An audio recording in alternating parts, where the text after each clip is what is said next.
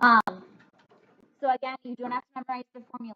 So whenever you're trying to find missing sides or angles of a triangle, we've talked about if you have a right triangle, we have Pythagorean theorem, we have SOHCAHTOA. Then if you have a non-right triangle, we talked about this yesterday, we can use law of sines or law of cosines. Law of sines, in my opinion, and you might find this as well as we work through this today, law of sines is a little bit easier to use, but law of sines cannot always be used. Sometimes it doesn't work, so we're actually going to talk about an example one why we couldn't use law of sines. So again, I want you to not only know how to use it, but why you're using it. So if we have law of sines, why do we need law of cosines? Law of sines doesn't always work. So law of cosines, also all three of these formulas are the same. It's not three different formulas. It's three variations of the same formula depending on what you're given. So I want you to understand if I just look at this first formula, because again, if you don't have A, B, and C, like in example 2, I want you to know how to use this. And you can kind of see the Pythagorean theorem is kind of built in there. So again, we have side A is opposite angle A, side B is opposite angle B, side C is opposite angle C. So it's saying the A's kind of go together. So if you either need to find side A or need to find angle A, you would use this variation. If you needed either of the B's, you would use this one. Either of the C's, you would use this one. So it's saying this side squared is equal to the other two sides squared and added together minus 2 times those two sides multiplied by the cosine of the included angle, which would be A. So again, these other two formulas are the exact same thing. It's just you'd be given or trying to find different information. So there's three variations of the same formula. It's just one formula. And we'll go through how to use that. So we can use law of cosines if we know the measures of all three sides of a triangle, or if you know the measures of two sides and the included angle.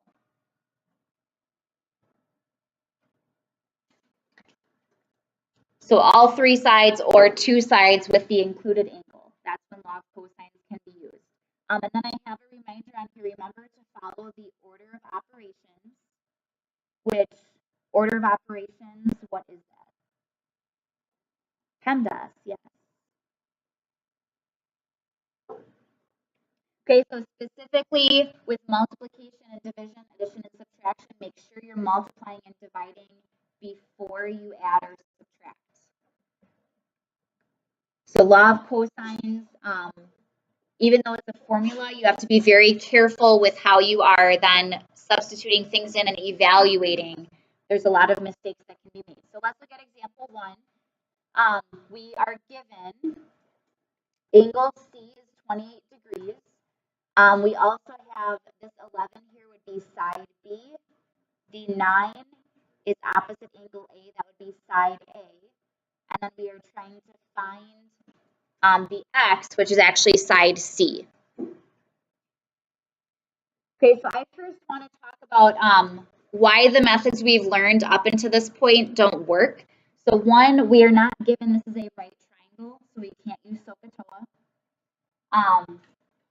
Or Pythagorean theorem. We can't say, we can't use Pythagorean theorem at all because we don't know this is a right triangle. You have to be given that information. You can't just assume it. And then law of sines. The reason law of sines doesn't work here is I have angle C and I'm trying to find side C, so I have one ratio, but these other two sides that I have, I don't have either of their angles. So I wouldn't be able to set up like sine of 28 over x equals, I wouldn't be able to do sine of A because I don't know what it is. I also wouldn't be able to do sine of B because I don't know what it is. So that's why law of sines doesn't work. We do have an angle, or we have two sides, I should say, and their included angle, which is what we wrote up here, and that's why we can use law of cosines. So I'm going to use this variation because I am trying to find side C and I know angle C. So I'm using this variation because the C is what I'm trying to find. Okay, so I'm going to set it up. Maybe I'll just write that formula. You guys don't have to necessarily write it down, but so I don't have to keep moving my sheet up and down. I'm just going to write that here. This is the variation I'm using for this problem. And I first of all just substitute things in. So I'm going to do this down here. So in place of c squared, because it's called x on this triangle, I'll have x squared equals, my a is 9, so 9 squared plus b is 11, so 11 squared, minus 2 times a is 9 times b is 11 times cosine of angle C is 28 degrees. And now what you do with this is you solve it for x. You just have to be very careful how you do that. All right, so what we can do here with order of operations is we can evaluate these exponents. So I'll have x squared equals, what is 9 squared? 81. What's 11 squared? 121. And then I also can, just because it's kind of separate here, I'm going to put the minus sign here. I can multiply these three numbers, 2 times 9 times 11. I'm going to leave cosine of 28 as it is. I know it's going to be a decimal, but I'm not going to multiply that by it right away. Although you could, I just don't like to round in the middle of a problem.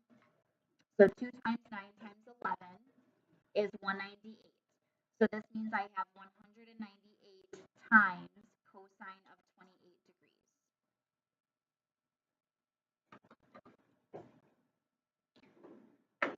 All right, and then what I can also do is I can add these two numbers together, the 81 and the 121. Those are being added. So 81 plus 121 is 202. And then I still have minus 198 times cosine of 28 degrees. This is where a lot of mistakes are now made, is students or just people in general want to subtract 202 and 198. And you cannot subtract these because the 198 is being multiplied by the cosine of 28 degrees. So for right now, because if I do actually multiply these and then subtract, I'm going to have a decimal. Again, I don't like to round in the middle of a problem because that means your answer is further from exact. So I'm just going to think about this. If I have x squared, what am I going to have to do to both sides to get this to just be x? Take the square root. So, and this is where I would recommend trying this out on your calculators because you want to make sure you can type this in and get the right answer. So this will just be x equals, I can type this into my calculator the way that it looks. Some of you can't do that because of the type of calculator you have to type it in a certain way. So I'll kind of show you how to type it in, or explain to you, but make sure you can get the right answer. So if you have a calculator like mine, I can do the square root, so second x squared, and then I just type in 202 minus 198 cosine of 28. Now I have to close the parenthesis around the 28, and when I did the square root, I got a parenthesis. I have to close that as well and hit enter. And so x is about 5.2. All right, so take a minute right now. Make sure you can get this on your calculator. If you have one where you have to type it in a specific order, you're going to have to start with the 28 degrees and do 28 and then hit your cosine key. Multiply that number by,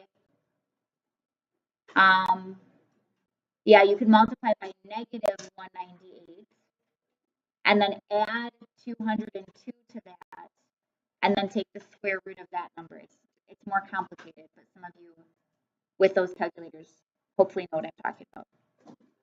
Anybody not able to get 5.2? And it's okay if you're not able to. It's not like, don't be embarrassed to say I wasn't able to get it because I want to make sure you know how to use your calculator. Okay, so as we go through these, if you're not able to get these answers, let me know. I want you to know how to use your calculator. So this would be x. Okay, any questions on that? I would say the substituting in is not very difficult. However, there's a lot of mistakes that you can make when you're evaluating it. So now example 2, notice is asking us to find an angle. So that's different. Here we were finding a side. Now we're finding an angle. We're finding angle J. Also, this triangle doesn't say ABC. So how do I use these is the question. You could relabel these ABC to try to figure out how to use it. That's an option. Or what I'm going to do is show you this. So I'm going to label these sides. The 1.9 would be side J because it's opposite angle J. The 2.1 is side M. And the 1.3 would be side K. So here, let me show you how to apply this formula when your variables are different. So because I'm looking for angle J, my formula is going to start out with the opposite side squared. So it'll be J squared equals the other two sides squared and added together. So K squared plus M squared. And then minus 2 times K times M times cosine of angle J. Okay, so I'm just applying that formula. But again, if you had to do this on your own, you could call this A, call this B, call this C, relabel it, and use one of these three because they're in terms of ABC. It's not wrong to do that.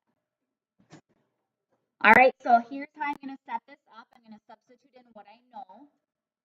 I know J is 1.9, so I have 1.9 squared equals K is 1.3, so 1.3 squared plus M is 2.1 squared minus 2 times 1.3 times 2.1 times cosine of angle J, which is called x in the picture. And I'm solving for x. Law of cosines is more complicated when you have to find an angle versus a side. Okay, so here you have to be very, very careful how you solve for x. I'm going to start out with what I did for the last one. I'm going to evaluate the exponents and then do this multiplication that's right here. So 1.9 squared is 3.61.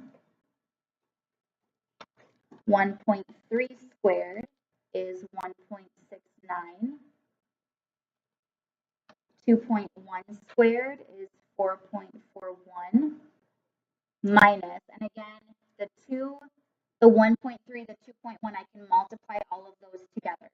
So 2 times 1.3 times 2.1 is 5.46, and that is being multiplied by cosine of x. X is what we're trying to find.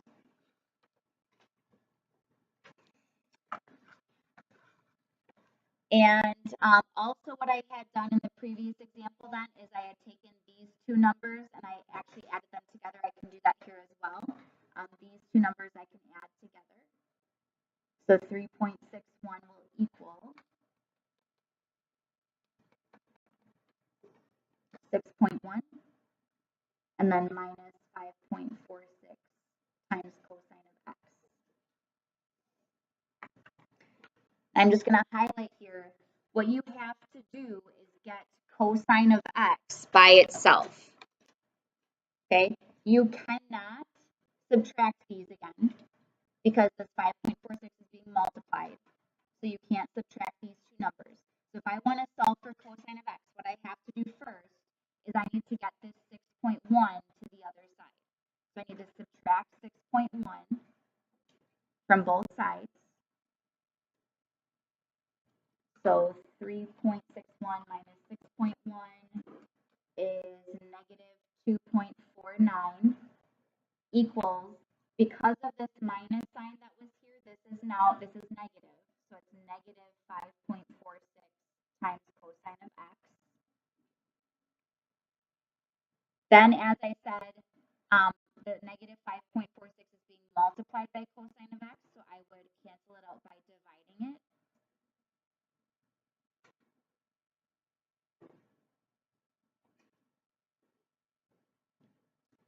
And what I'm actually going to do, let me actually see what this comes out to be. Because again, I don't like to round in the middle of a problem. So yeah, if I divide these, I get some crazy long decimal. So what I'm going to do, I know when I divide two negatives, it's going to be positive, so I can make it positive. But I'm going to keep it right now as 2.49 over 5.46 equals cosine of x. And I'll divide it in a moment. I just don't want to round it right now. How do we find an angle? Because we've done this before. So if I'm looking for the angle, what do I have to type in my calculator? The inverse. I have to use inverse cosine. So that cosine of -1. So the inverse cosine cancels out cosine. So this is what you're typing in, cosine inverse of 2.49 divided by 5.46. So my calculator is second cosine divided by 5.46. Enter. So the angle then is approximately 62.9 if you round it to one decimal place.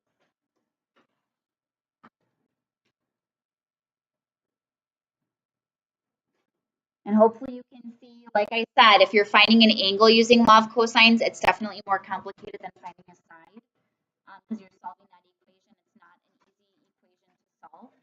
You have to be very careful with your steps. This one even had decimals, which made it probably even more complicated. Are there questions on that one? Yes. So I was showing you, in a sense, how to come up with the equation, like the relationship with these equations, like because I was looking for angle J. Notice when you have angle A, it starts with the side opposite. These are the two sides that are on either side of your angle. So I was trying to rewrite it. However, I did say you could like call this A, call this B, call this C, and then relabel your sides as A, B, C to use one of these. Is it always going to be in that order? No, because these are all the same formula. They're just rearranged depending on which one you have. So law of cosines is only one formula. This is just three different variations of the same formula, depending on what information you have and you're trying to find, you use something different. Okay, I know it might seem really confusing. So what I'd like you to do, I want you to flip to the back. Do example 4 first. And here, I'll actually show you what I was just talking to, or what our test had asked. If you would like, you could say, I'm going to call this A, this B, and this C. And it doesn't matter which one you call A, B, and C. Okay? That means I'd be labeling the side opposite angle A, which would be the 19 is side A, the X is side B, the F is side C. So I am looking for side B. So if you flip to the front, you want this formula. You want the middle one because you're looking for side B. So you want this one. B squared is A squared plus C squared minus 2AC times cosine of angle B. All right, so I would like I helped you out and told you which variation of the formula to use and have that labeled, but I want you to go ahead and find side B. I am going to have you look at example 3 after that. So if you get done with that, you can start looking at example 3, that when you're finding an angle.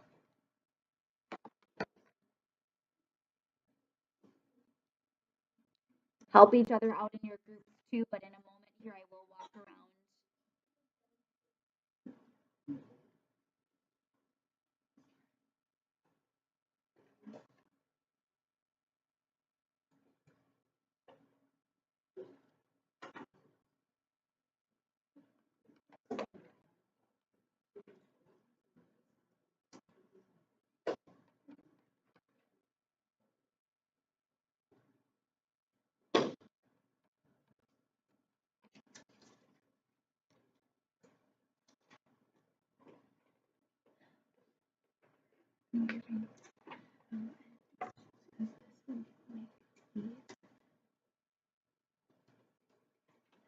Make sure when you're typing. Oh, wait.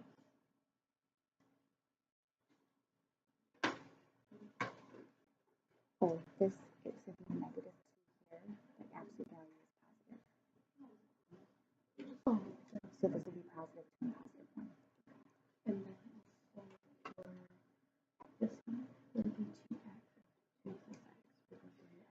Only don't worry about the 2 for the vertex, only the x minus 4. So the 2 wouldn't be included in that.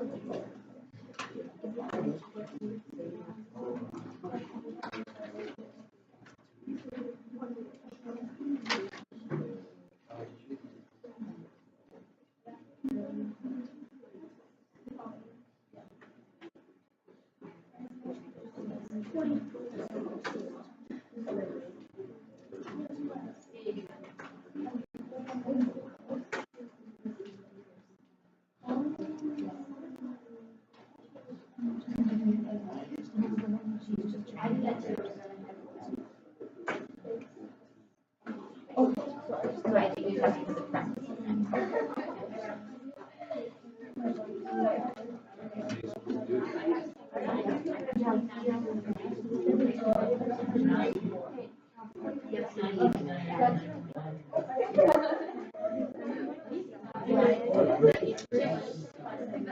You wouldn't have to do it in verse. Yeah, just in general.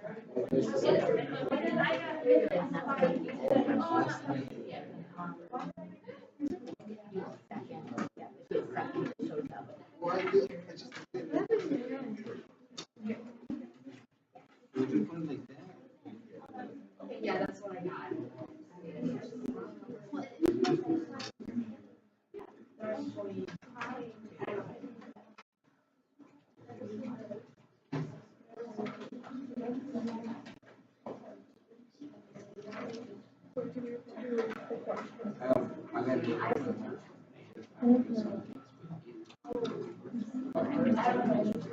I don't think it does.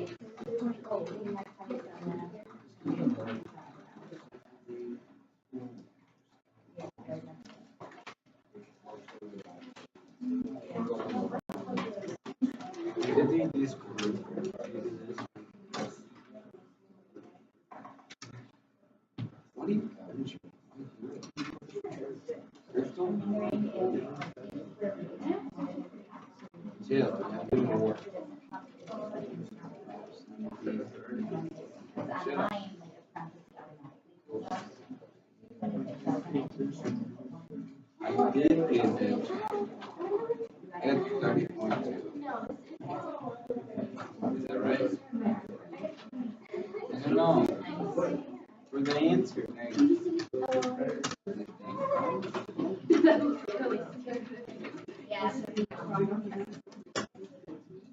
Ben, what'd you get? I got 32. You just said you just won. I know.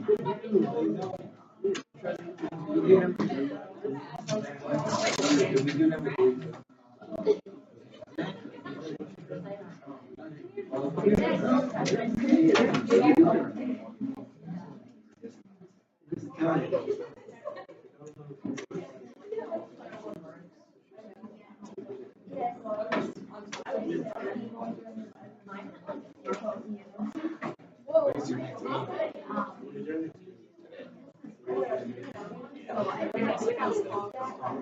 I didn't play that game. If I played that game, I would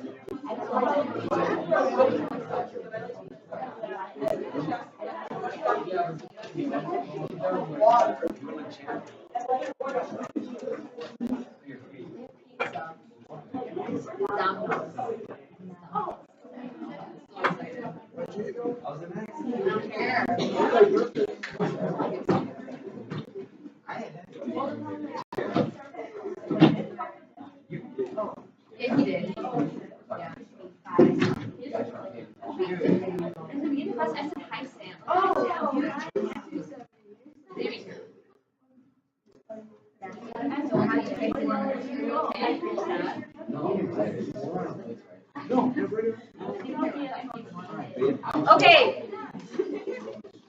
Here's my plan. So some of you I know moved on to example 3. Here is example 4, 30.2. I think at least when I came by you, if you didn't have the answer, I made sure where you were at, you were on the right track.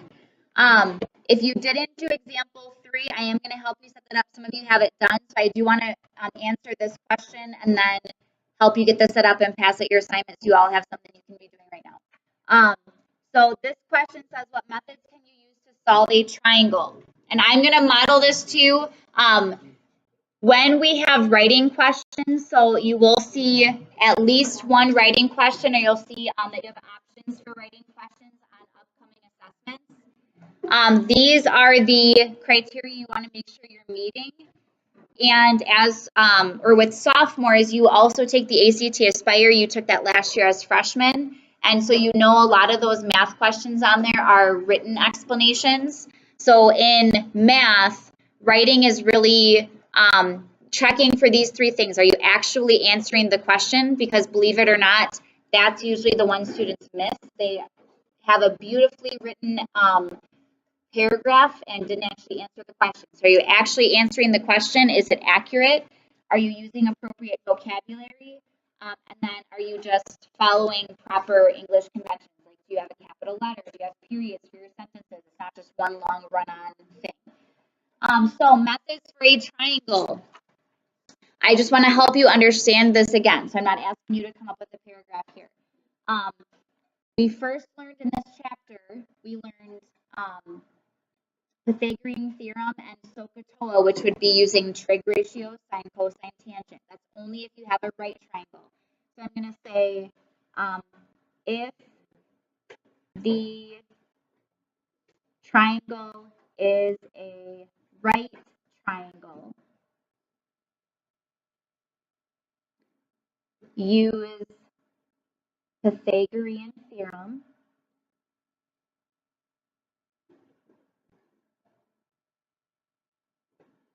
and I'm going to put trig ratios, but in parentheses I'll put SOHCAHTOA.